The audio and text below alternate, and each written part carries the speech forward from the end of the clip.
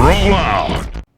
Hello and welcome to That's Just Prime, and today we're going to be taking a look at Transformers Animated Voyager Class Optimus Prime, and I love this toy.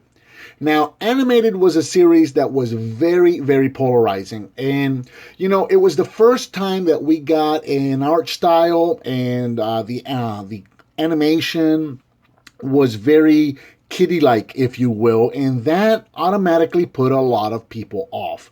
And I understand that, and I'm not here to argue that point. Personally, as far as the animated series goes, I thought that it was the story and the writing was very good, and it was a very entertaining show to watch with my kids.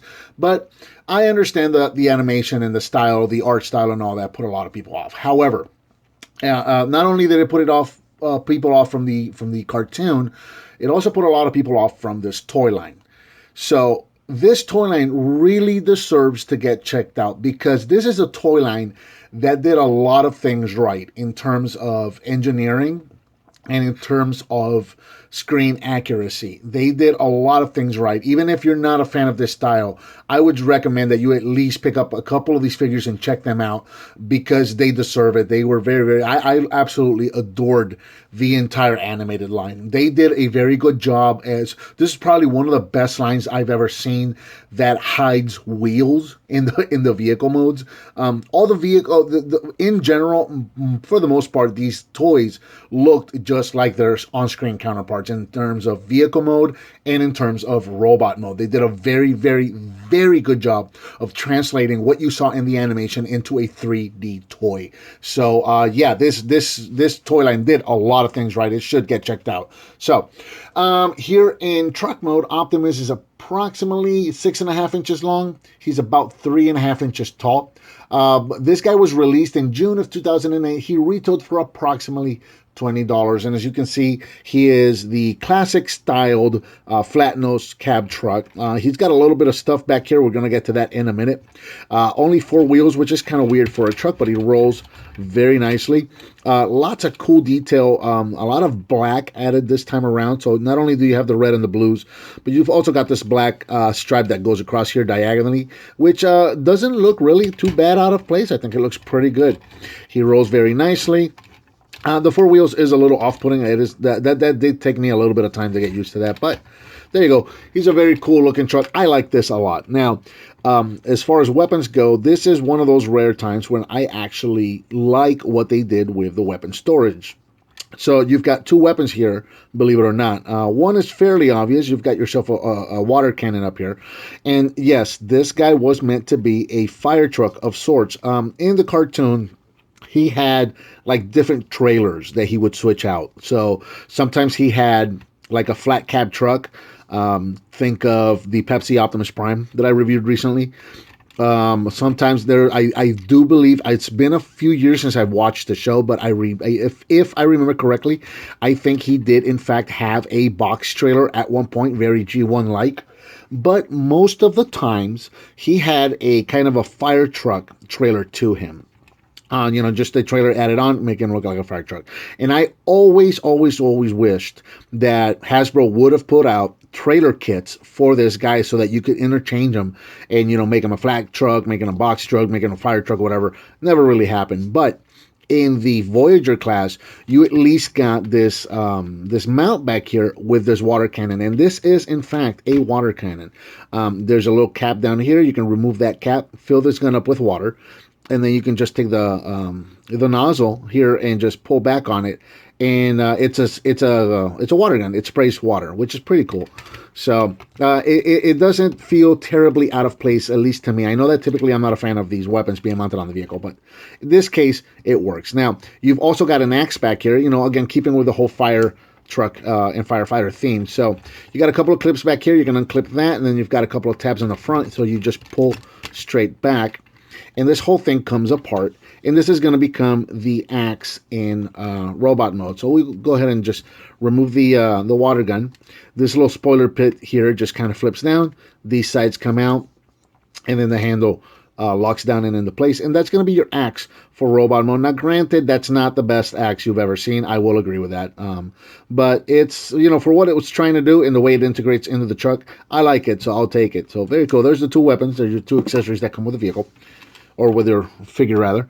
And once again, there's Optimus in truck mode, and now you can see he more closely resembles your classic flat cab truck now that he doesn't have anything in the back. But yeah, in this case, I really do kind of like that stuff being mounted on the back here. So there you go. Now, getting into transformation for this guy is pretty cool. Fairly simple, not too complex. And it's got just a touch of classic going on here. So I'm going to start here in the front. I'm going to take this bumper, separate it, and then the front wheels are going to just pull down into the side, just like that. Take the whole back of the truck here, just separate it. This is going to be the legs. These are going to be your feet, so you can go ahead and flip these up. Going back around to the bottom, these wheels back here are going to flip to the inside of the legs right there. And this is what I'm talking about. A lot of these animated figures did stuff like this, where they just hid the wheels, and they did a very good job of it. On the inside of this front wheel, there's a little tab right there, and there's a little port down here. So before we do that, take these bumpers and flip them down just like this, and then these guys are going to hinge down, and you're just going to clip into place just like that, there and there, just like so. Take the whole legs and extend them. Your legs are pretty much done. There's a little lever down here. If you release that and give it a little wiggle room, he's going to release the legs, and check this out. It's kind of like a little action feature there when you're transforming. The whole lower part of the body just kind of spins out and locks into place on the where it's supposed to go. It's kind of cool. Little play feature there. Continuing on with the transformation, when you get to the front here, these black panels are going to unclip from the front right by the grill. And then these arms are going to come out very G1 style. You're going to want to pull back on these guys just a little bit where the shoulders are at. Just pull back on those and rotate them to the front. Just like that. The fists are inside the forearm, so you just rotate these out. And then these little black panels are going to clip into the fist, just like that. Locks them into place. Unfortunately, that takes away any wrist articulation, but it does lock the arms out, or the fists out, rather. So I guess that's one thing. Then this panel back here, this is double hinge, so this thing is going to come back all the way and fold all the way back just like so. Pull this back is going to allow you to bring the head up, and then there's these two tabs right here are going to go into these two ports in the back of the neck right there. That's going to lock your head so that it doesn't go back down again. And there is animated Optimus Prime in robot mode, and I think he looks fantastic. Once again, at the risk of repeating myself, this guy does an extremely good job of translating the animation that we saw on the show into a 3D toy right here in front of us. He looks incredible. He looks exactly like he did on the show. Here in robot mode, Optimus is approximately 6 inches tall. Coming in for some detail, the face, again, like I said, the face is exactly the way he looked in the show. Now, here's a cool little action feature with him. Mine's a little old, it's getting a little loose, so some of these joints are getting a little loose. But now you see there's a little lever back here. So if you pull down, or push down rather, on that lever, it's going to bring, I don't know, it probably happened a little too fast. It's going to bring this plate up. So in the show, they actually had the face plates that went up and down for battle mode. So if you're not a fan, like myself, I'm not a fan of Optimus having a full face or mask, or a mouth rather. I like to have my Optimus with a face mask, just like that. So you can do either way. You can do up or down, if you want to do like on the show, have him like that normally, and then put that up for battle or whatever. Or like myself, I like to display him with his battle mask up, because that's just what Optimus should look like to me. So there you go. It's a cool little feature that they added on there. As far as articulation goes, we've got a rotation at the head. The shoulders go in and out. There's a couple of joints on the shoulders here. You got a rotating joint here for the transformation, which is going to allow you to do a little bit of in and out with him, or forward and backwards rather. And then you've got this joint here, which is going to allow you rotation, and also there's a joint inside the shoulder there, which is going to allow you in and out. The bicep has a rotation, and the elbow has a bend. It has a hinge. It's got two hinges. It's got a forward and backward hinge there, and then it's got an in and out hinge right there. And like I mentioned, nothing at the wrist. The waist does rotate because of the transformation. You guys saw that earlier. You've got a universal joint at the hips, So you've got in and out, you got forward and backwards. No rotation, however. That's a bit unfortunate, but what are you going to do? That's due really mostly to the design right there. But you do have a rotation at the knee, and you've got a nice bend at the knee, and you got a little bit of up and down tilt at the toes there, which you're not really going to use much because of the way this guy stands. You just really going to kind of get him flat, and that's about it. So there he is. There's Optimus. Again, I think he just looks fantastic. There's another version of this guy that came out in Japan with the wing pack, and we're going to be taking a look at him later on. Just to look at him with the weapons, once again, you can add the weapon to him. So there you go. Now he's got his water cannon, and again, you can just push that back and forth, and that's going to spray water. And you can also give him his axe.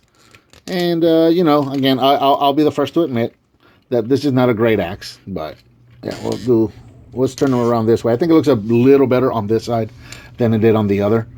But we'll see if we can get, like, a cool pose out of him right there. So, there we go.